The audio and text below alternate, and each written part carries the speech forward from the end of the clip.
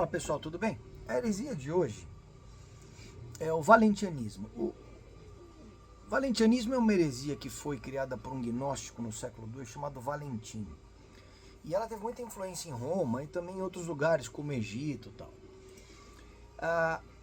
O gnosticismo é uma corrente enorme de heresias, é um guarda-chuva de heresias que tem sempre sido combatido desde o início pela Santa Igreja.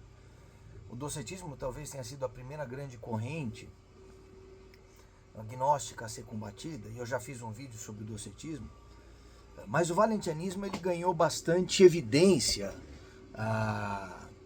no século II e bastante influência. Eu fiz um arrazoado aqui de informações que eu acho que vale a pena compartilhar.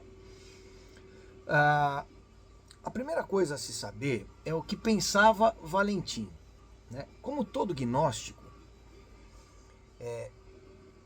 ele advogava a diferença e a divergência entre matéria e espírito. Ou seja, a matéria é má e o espírito é bom. Ele parte do pressuposto maluco que existe um Deus amórfico, um Deus amorfo, um Deus, quase o Deus energia dos orientalistas, que é o que ele chamava de Pai inefável, Deus inefável. E que esse Deus tinha dois atores. Demiurgo, que era o Deus que ele ordenou, que era o Deus que ele ordenou que criasse o mundo, a matéria, e Sofia, que tinha a gnosis, que tinha o espírito. Então, Demiurgo criou o mundo, criou a matéria, e Sofia, o espírito.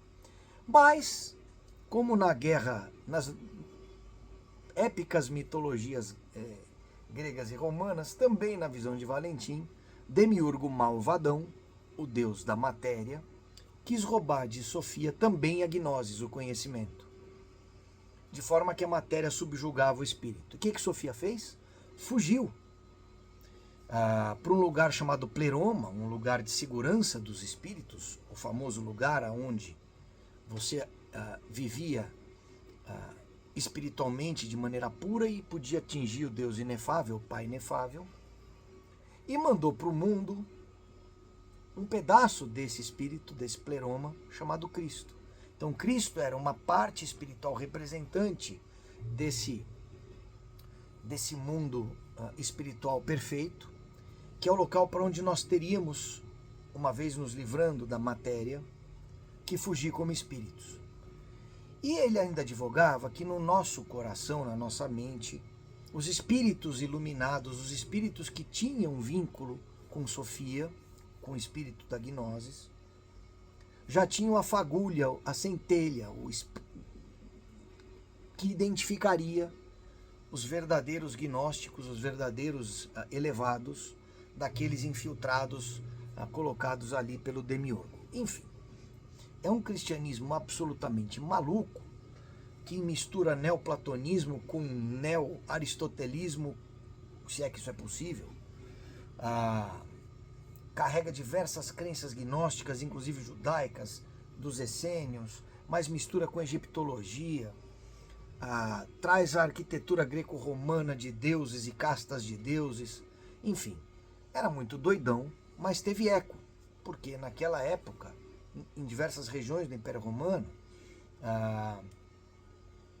esse tipo de abordagem, e se você vir para hoje, trazendo para os dias de hoje, a abordagem nova era, a abordagem espiritualista, a abordagem dessas seitas ocultistas quase satânicas, os wiccas, os luciferianos, estão todos jogando esse jogo aí. E mesmo os espíritas estão todos jogando esse jogo integralmente ou parte desse jogo, né?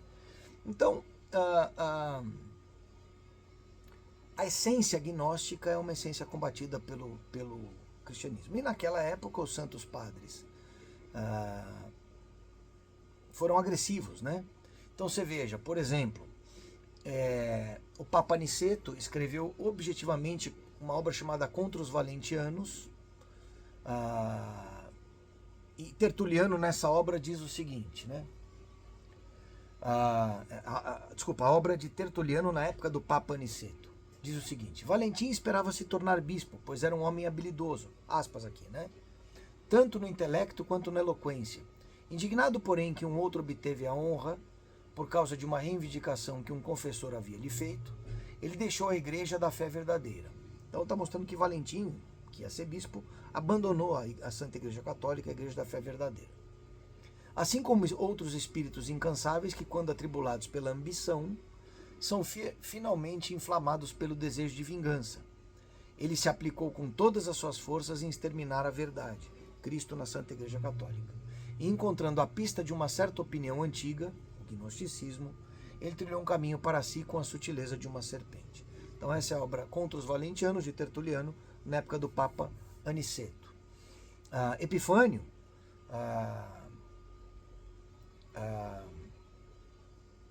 deu sequência a isso. E veja, pais mais relevantes, mais contundentes, também combateram. Então aqui, Santo Irineu de Lyon, Santo Hipólito de Roma escreveram objetivamente contra o gnosticismo, né? Santo Irineu especificamente contra os valentianos.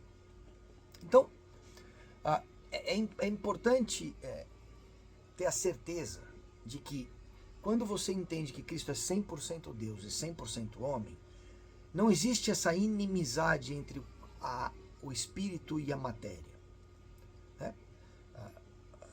Cristo ressuscitou no próprio corpo. O corpo de Cristo hoje está no céu. Nossa Senhora foi assunta ao céu em corpo e alma. O corpo de Nossa Senhora está no céu. Nós, no último dia, no juízo final, seremos reinstados, reunificados, corpo e alma, e alma, né, espiritual, para a danação eterna ou para a salvação eterna. Então o corpo não é desprezível, né? Na teologia católica, o corpo é o templo do Espírito Santo, né? Então, essa heresia gnóstica que tenta separar corpo de espírito, demonizando a matéria e dizendo que o espírito é um ente santo aprisionado numa matéria má, escravizados por esse demiurgo, e que a gnose, Sofia, precisa ser liberta, permeia a nossa sociedade, nosso intelecto e o nosso imaginário coletivo até hoje. Fique atento e reflita se você não é, de certa maneira, gnóstica, valentiano, valentiana, e acredita nessa espiritualidade moderna da nova era, esse espiritualismo cheio de energias e de malvadões e bonzinhos, quando na verdade o grande inimigo é Satanás e seus demônios, que usam o mundo, as estruturas de pecado, a cultura da morte e os seus filhos das trevas para nos tentar e nos condenar. E aí sim, a nossa carne pode virar um agente de pecado contra nós. Mas isso não quer dizer que ela seja má.